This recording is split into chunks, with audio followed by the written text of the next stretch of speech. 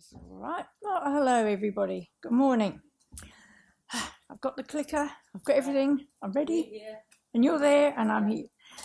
And this morning, I'm going to describe what dementia is. You probably all know it, but at any rate, I'm going to just try and describe what it feels like and what you can do to help us. That's the important thing. Maybe you've heard from experts about all sorts of things about dementia and what you can do. But I'm also a type of expert, one in the lived experience of dementia. I'll be drawing on my own experience of having been diagnosed with dementia and of doing my best to keep going each day. But importantly, though, I've had glimpses, horrible glimpses, of possible future decline on my bad days. So I feel I've got an authentic empathy with people who are at the various stages along the journey from dementia diagnosis to death. I've been with them in support groups and in many other events and venues, listened to them and observed them. Why can I still speak to you today? Well, in hindsight, I think it's because I've clawed my way back from the brink by ongoing and persistent effort to keep my brain functioning as best it can. My talks are harder to speak out now, and the vocabulary is simpler than in early years. And I read carefully what I've written, and my finger on the line, word for word. But I keep on preparing talks and giving them because it's part of my daily rehab. Today, I'm going to focus on what it feels like and what you can do to help us as we try to cope with the various terminal illnesses that cause this disability called dementia. I've come a long way since my diagnosis in 1995 with dementia, at the age then of only 46. I won't make you do the maths, I'm 65. I was recently divorced with 3 daughters aged 9, 13 and 19. It was a very traumatic time for us. And only now can I say that all signs of that early trauma have gone, particularly in my youngest daughter. Next year, in May, I'm going to celebrate because it will be 20 years since my diagnosis. Unlike the bleak future I thought I faced, I have seen weddings, including my own, to the lovely Paul, who's somewhere, there, and delighted in my grandchildren. And there's my littlest now just pulling herself up and learning to stand. I never thought I'd live that long. Before my diagnosis, I was very busy. As the Science and Technology Advisor to the Prime Minister, I had a budget of over 130 million to allocate for research centres around Australia, and I had a staff of around about 30. Now I have our modest household budget, I won't tell you how much or how little that is, and a staff of 1, my dear husband Paul, who helps me each day. I call him my enabler, and I do believe we can live a new life in the slow lane of dementia, enjoying each moment with your support and encouragement. How did I overcome the trauma and begin to try and help others? Well, by 1998, I wrote my first book, Who Will I Be When I Die? It was really a healing journey to write about the fear which faces us when we are diagnosed. We think about that stereotype of the untreated late stage of dementia without realising that there's a whole life to be lived along the way. It was the first time that anyone in Australia had come out with a diagnosis and talked about it in the media and in the book, and actually then remained out. I'm still here, still talking, I'm not hiding, even though I've gone downhill a little bit along the way. But then, even more startling, was I was brave enough to sign up to an introductions agency and met Paul in 1998. My daughters were very worried, and that was probably, one of the terrible signs of dementia. But at any rate, a year later we were married, and he encouraged me to speak out at national and international conferences doing my best to try to help others who are being diagnosed with dementia, as well as their families and friends. So I became an advocate for people with dementia and their families. One of my first battles was to get people with dementia allowed to come to events. The forms all said for professionals and for carers. People with dementia didn't have a box we could tick, but I noticed we do have boxes that we can tick now, which is great.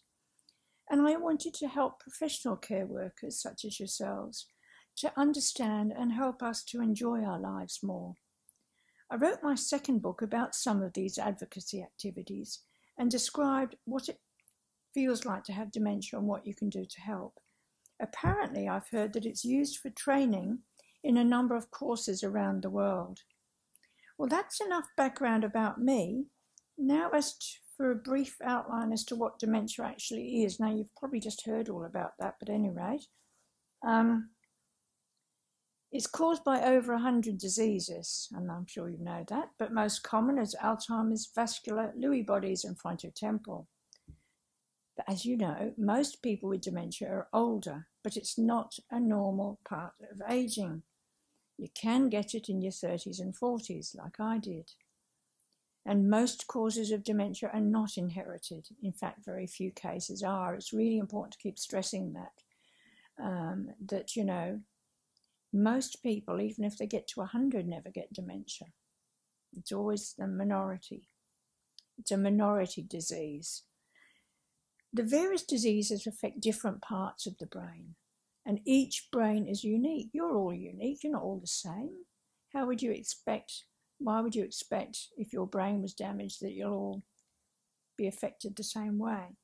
So the symptoms do differ from person to person. Early signs usually include progressive and frequent memory loss, confusion, very importantly, personality change. That's the one I keep hearing. He's not the same as he was before. She doesn't want to do the same things as she did. Why is that, you know?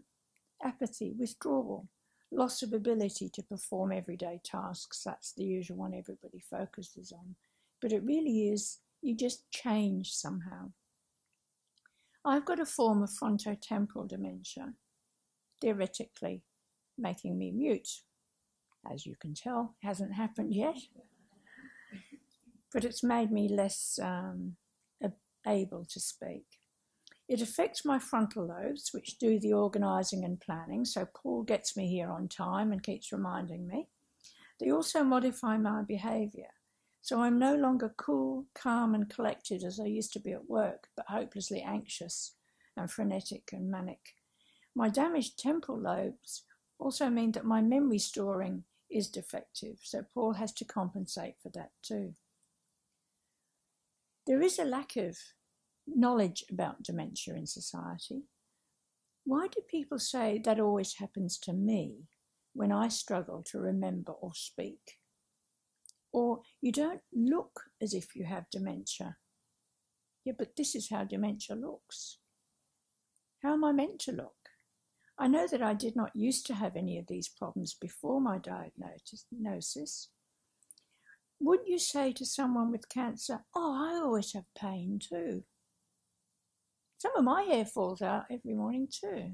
You wouldn't, would you? So what is it about dementia that makes it different?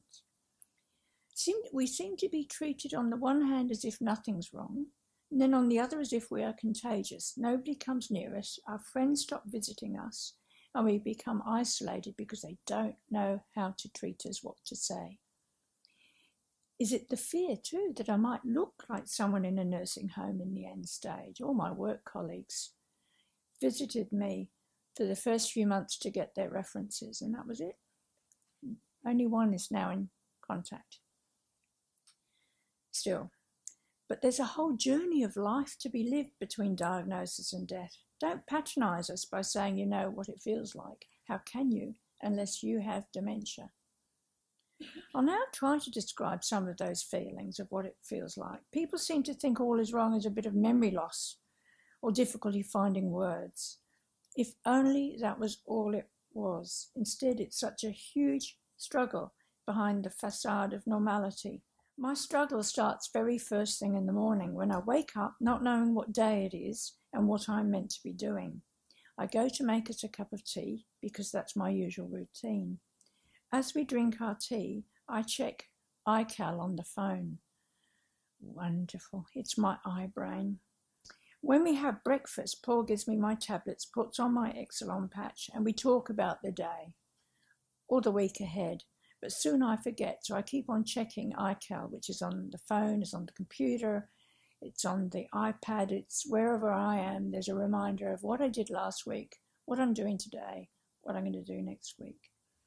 My fleeting fairy dust thoughts disappear so quickly into the stickiness of my head.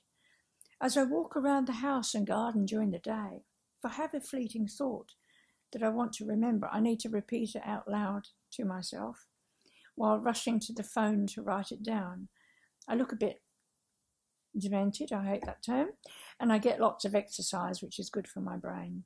If I try to tell Paul the thought, the words often go missing between my brain and my mouth, and often he doesn't realise how important it is that he captures it somewhere for me later to recall. It's no use saying if it was really important it will come back to me. That's what happens to normal people and doesn't usually happen to me anymore. The thought's usually gone forever, and that makes me feel really anxious. Trying to talk clearly is also very frustrating.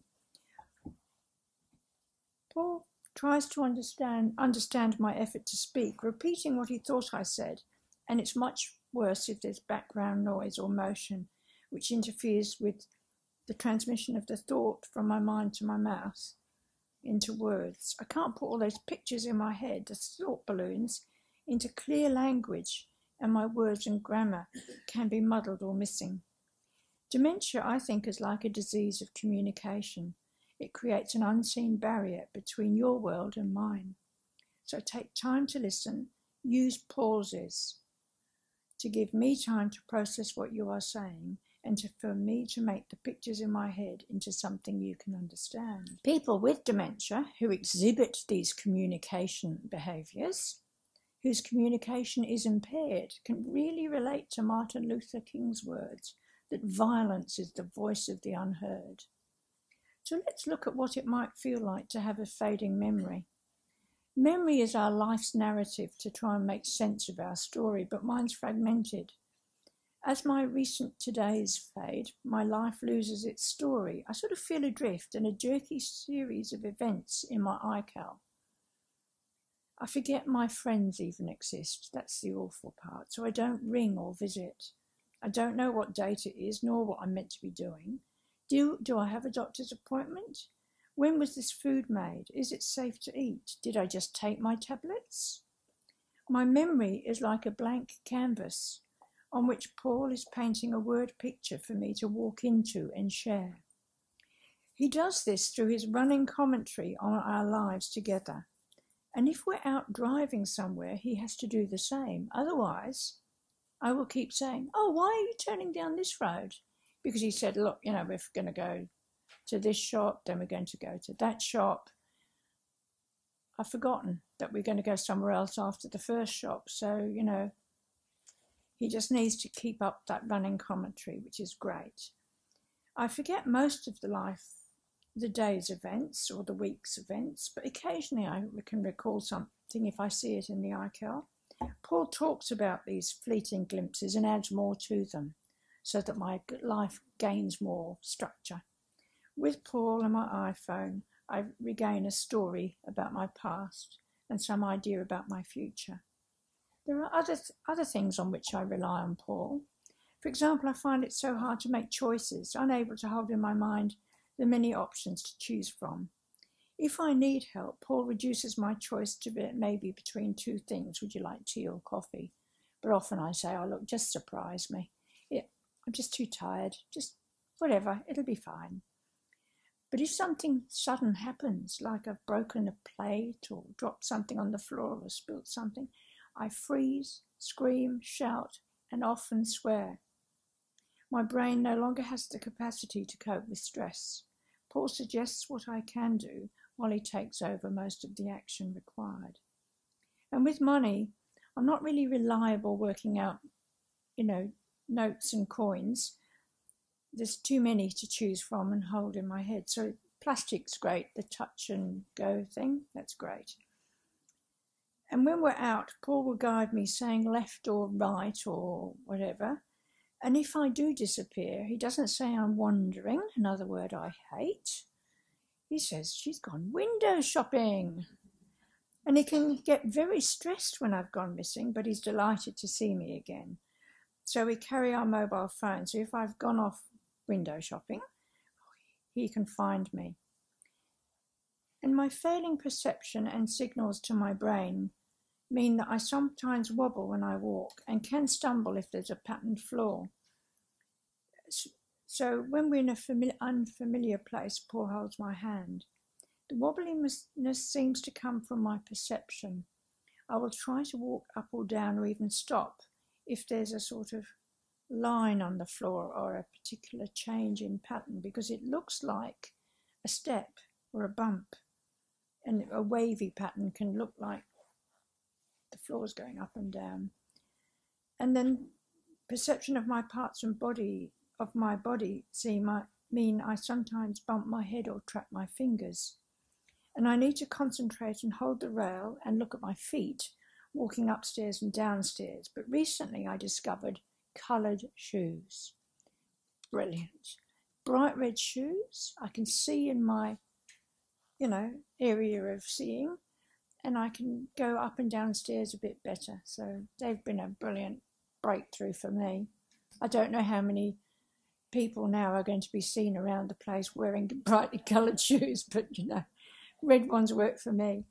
It's really hard to suddenly work out when we're out. If Paul says ladies first, I say no, I'll just follow you, I'll hold your hand, because I need to see all these new tables and chairs and places to go. So it's easier for him to go first. And it's hard in ladies' toilets, where obviously Paul doesn't come with me, because there are so often mirrors, shiny tiles, doors, just very confusing places to be. So Paul stands somewhere very visible just outside and looks out for me and waves. And what a relief it is when I rediscover my enabler. It's a wibbly-wobbly world. But how do I cope so well? Well, obviously there's Paul. But also I have done ongoing rehabilitation for hours each day for many years. And why shouldn't I? We have rehab after the damage caused by a stroke. So why not for dementia? Obviously, ours cannot cease because the damage goes on and on and on and on. But this constant daily rehab is really hard work and very exhausting. My function seems to be improving because I'm constantly rewiring my brain. The neurologist, when he last looked at my brain scans, the high-resolution MRI, is puzzled as to why I can still function and speak at all, really, because it's quite moderate damage, pretty blindingly obvious that I've got a lot of brain missing. But let's not forget that I was lucky to start at a high level of cognitive ability, with a scientific background, very high verbal skills, and an ability to acquire complex information across a range of issues and distill it into half a page for prime ministers, half a page in big type, so they don't have to put their glasses on. So if you want to know, Prime Minister, as to where you might store and dispose of nuclear waste and all the issues, it has to be in one paragraph. So, you have to be able to read lots and get the key things out of it. But all my daily effort has been worth it, as it has enabled me to keep going as an advocate for people with dementia and their families, as well as helping professional workers such as yourselves to understand a bit more about what faces us within the prison of dementia. Yes, we are always in the prison of the reality of dementia. We don't know how long until it gets worse. We only know it can't get better. It's like a life sentence with no chance of parole. As Viktor Frankl said of concentration camp life, our inner life changes. We no longer live for the future, aiming for a goal. We remain in limbo, removed from normal life. The bars of this prison are created by our own and society's fears of the stereotype of the late stage. Society, as I said earlier, isolates us. We isolate ourselves. We withdraw. So we are alone on that long journey of living with dementia each day, imprisoned by our fear of who will we be when we die. So how can you help us feel less alone and break free from this prison? You can avoid stigma by seeing us as a person, not just a feared disease. I am a person with dementia, not a disease burden. Language is very important.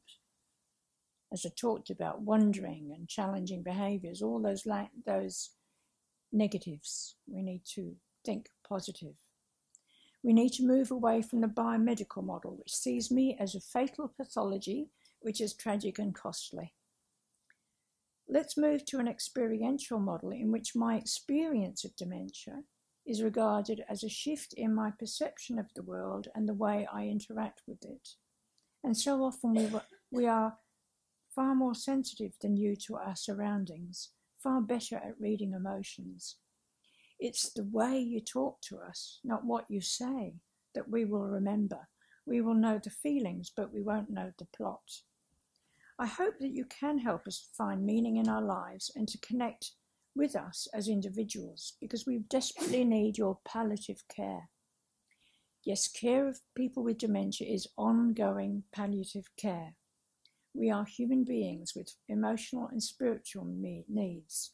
We are far more than mouths to be fed or bodies to wash and clothe. Help us to find meaning and affirm our humanity as we travel this journey from diagnosis to death. We need to be involved in activity that has meaning for us, not just folding paper napkins or whatever you might decide is occupational therapy. It must have meaning for us, or not washing that's just been folded so we can fold it again. We know, we're not stupid. We need a purpose in our life. Far from being enriched by our care, people with dementia are often further disabled by the environment around them. So let's look at this now. Do our care workers feel kind and appreciative of us? Are we being disempowered, infantilized, outpaced, labelled, objectified, ignored? Tasks are hurriedly performed. We've got to have our shower, change, whatever, meals, blah, blah, all that. And we're not encouraged to do much at all except just sit around waiting. For what? For whom? I think we're treated worse than children. I mean, Kitwood talked about infantilizing. But we're patronised, not delighted in. I delight in my grandchildren. The pace of life during our daily routine outstrips our ability to follow and respond. And we're labelled by our disease, no longer remembered for who we once were, or still are. Everything we do or say is because of our dementia, not an expression of how we feel. So let's look a little bit more about this word challenging behaviour. What are we trying to say with this behaviour? Some of these relate to the damage in our brain. Others express our unmet needs. I'm going to draw on the LEAP manual, the Lifestyle Engagement and Activity Programme for Life Project and Community. It's for training care workers who do in-home care at University of New South Wales. They've looked at why are we being difficult, and they list them in 3 categories: physical health, stimulation, and loneliness. It then lists what you see and why: memory problems, delusions, temporal lobe damage perhaps, uninhibited, irritable, aggressive, frontal lobe damage perhaps, but also boredom. Hallucinations, probably damage maybe to the occipital lobe, but also those misperceptions that I have. Agitation, irritability, pain, health problems, boredom, loneliness. It's interesting about pain. You know, I laughed when I saw some research that 3 times a day giving Panadol calms people in nursing homes. I'm thinking, well, yes, you know, they're probably aching, joints, yay, pain. They're not as challenging. Anxiety, pacing, fidgeting, boredom, pain. Apathy could be frontal lobe damage as well as plain old depression. And why wouldn't we be depressed all alone in our house? Sleep problems can be due to frontal lobe damage, but also we may not be tired. We haven't done much during the day. Mix up of day and night for me, a bit like jet lag.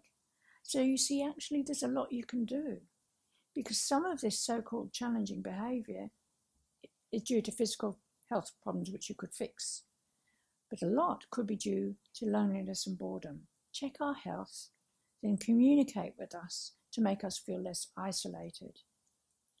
Communicate by knowing more about us. Look at this iceberg. You won't be able to see, but it's okay. It's like an iceberg.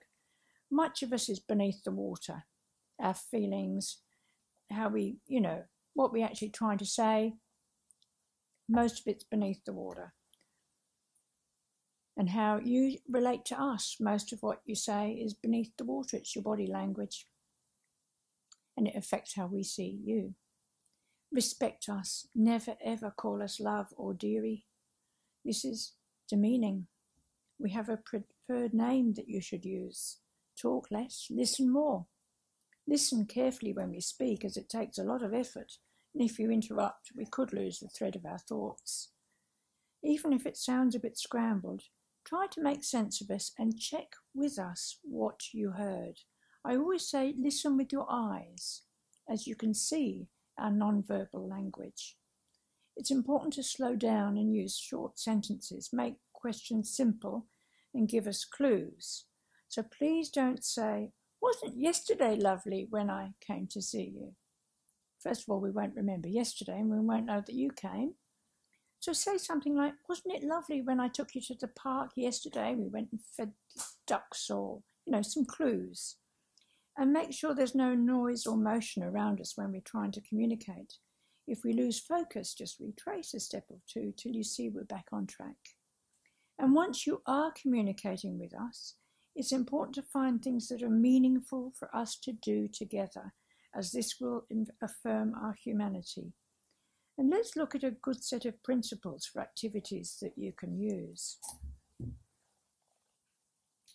These principles come from the Montessori training that was given last year by Dr. Cameron Camp.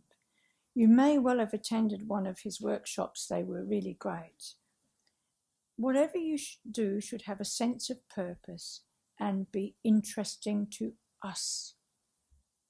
We should be invited to participate and offered some choice wherever possible. Talk less, demonstrate more, focus on what we can still do, slow down, use visual clues, give us something to hold, go from simple to more complex tasks, break a task down into simple steps, ask if we enjoyed it and want to do it again. Now, the LEAP manual that I showed you earlier draws on Dr. Camp's work and gives examples of meaningful engagement. Before you start, prepare the surroundings. I've chosen the example of making coffee because that's meaningful. You want to make a cuppa, but you don't want someone doing it for you necessarily. It'd be good to try and be involved. So the surroundings need to be calm, not cluttered or noisy. Demonstrate what you want us to try to do, and then don't correct us. If you're doing something involving music, make sure we can hear it, by the way. Or if it's something we need to see, make sure we've got our glasses on that we can see it. Now, then break the activity down into simple steps. Much harder than it seems. Where are all the things I need to make a cup of coffee? Which cupboard, drawer or fridge? Why did I open this door?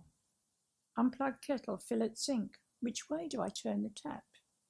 How much water do I use? Turn on the kettle. How do I do that? Open the coffee jar. Which way do I turn the top? Spoon the coffee into the cup. How much? Wait for the water to boil. How do I know if it's ready? Why am I boiling the kettle? Pour the water into the cup. Oh, but it's hot. When do I stop? Put milk in. From where? How much? Open sugar jar. How? Add sugar. How much? So, ideas. Pictures on the cupboard. Have the kettle filled already. Use sachets instead of jars. Maybe draw out these steps in pictures. I just heard a few days ago about someone in a nursing home who had everything down as pictures on all the cupboards. Brilliant. And maybe you could line up everything on the counter. So that leads me into describing how I cook, which is part of my ongoing rehab. Here I am. First of all, I put out a clue that I need to start cooking at some time today, such as leaving the slow cooker on the counter where I will pass it during the morning. Then, when I need to start, I get out the recipe. It's a familiar one. I do it all the time. It's mum's special, you know. So it could be for the slow cooker, roast, a pizza, only one thing though at once. That's all I can do. So I look at the recipe and get everything out from the pantry, cupboards and fridge, lining them all up on the counter in order of having to add them or do something with them. Surrounded by all of this, making sure I've got it all there, counting it all, I then start to cook. As I add each ingredient, I put it away immediately. Otherwise, how will I know if I've already put it in? My recipes have been modified, so I know when to warm up the oven, for example, even though I've done this a billion times, and when to add things, stir things, chop things, whatever. Then the meal goes into the oven or slow cooker. Then I have to leave a clue somewhere to make sure I don't forget something's cooking. So the slow cooker could be on the counter where I walk by all the time, or I leave the oven gloves and trivet on the counter where I walk by all the time. And of course, part of my recipe is to put the timer on. And at the end of all of that, I am totally exhausted, satisfied, but I've done something meaningful. And that Montessori booklet has some useful activities that you might think about doing for clients. And it might be listening to music, dancing, clapping, using maracas. We need to have our hearing aids in. It might be reading, but check what size of print that we can see easily. Or try audio books, coffee table books, magazines to talk about. Don't assume that we can't read. Don't assume that we're not interested. Maybe we could look at photos in an album and sort some of them in a memory book. But you're going to need help from the family so that we can recall who is who.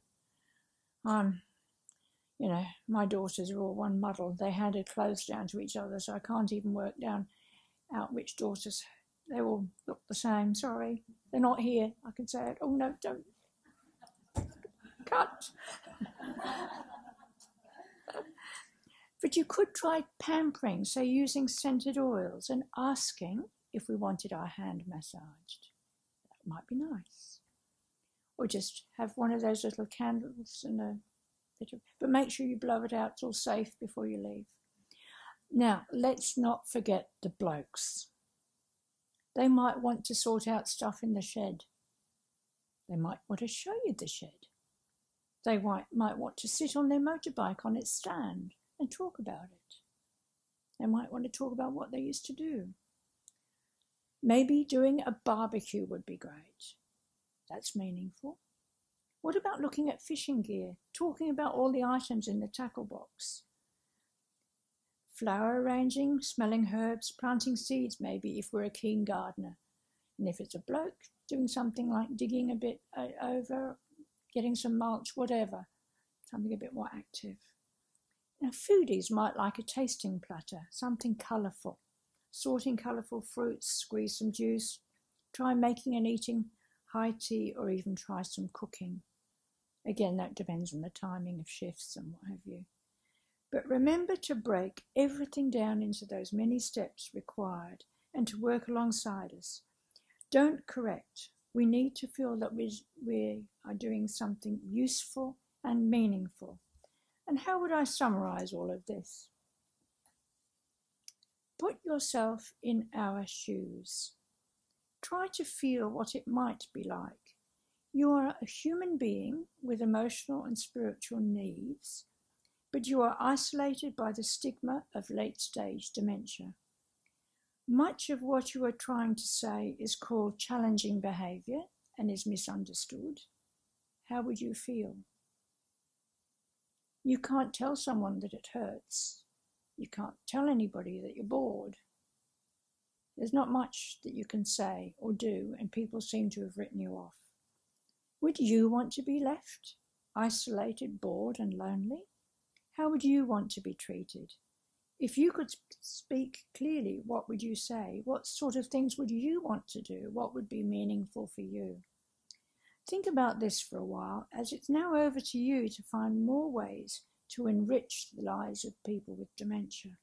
I know that you all do wonderful work already, which is often stressed, totally undervalued, underpaid, I might add, and thankless, but you make a huge difference in not only just our lives, but also those of our families who get a break. So thank you all for caring for us and for all that you do. And thank you too for listening to me this morning. And I encourage you all to listen with your eyes as you enrich our lives. Thank you.